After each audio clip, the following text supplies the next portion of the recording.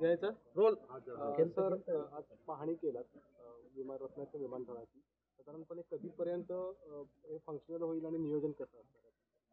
आपल्या एक लक्षात आलं असेल की रत्नागिरी विमानतळ जे आपण रत्नागिरीच्या लोकांसाठी सुरू करणार होतो त्याचं टर्मिनल बिल्डिंगचं काम 50%पेक्षा जास्त संपलेलं आहे.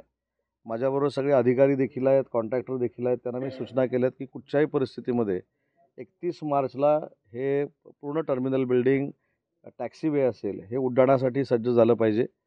जी कंपनी आहे, काय नाव आहे याचं विमान कंपनी? नाही, अलायन्स ॲपची विमानाची कंपनी अलायन्स एअर म्हणून जी कंपनी आहे विमानाची, त्यांना मुंबईपासून रत्नागिरीपर्यंत आणि रत्नागिरीपासून मुंबईपर्यंत विमानाचं परमिशन देण्यात आलेली आहे. त्यांची देखील बैठक पोलीस विभागाशी झाली. ज्या परमिशन्स आहेत दिल्लीच्या त्या सायमल्टेनियसली महाराष्ट्र विमान प्राधिकरण घेतं आहे. आणि आज आपल्या लक्षात आलं असेल की तुमच्या समवेत मी ह्या विमानतळाची पाहणी केली. जे गेले कित्येक दिवस रत्नागिरीकरांचं स्वप्न होतं की रत्नागिरीच्या विमानतळावरनं टेक ऑफ झाला पाहिजे. इथले शेतकऱ्यांची मुलं, शेतकऱ्यांच्या मुली शिक्षणासाठी जर मुंबईला जाणार असतील तर आता तुम्हीच माझ्याबरोबर याची पाहणी केलेली आहे. त्याच्यामुळं मी काही सांगण्यापेक्षा तुम्ही याचा अंदाज बाळगला तर बरं होईल.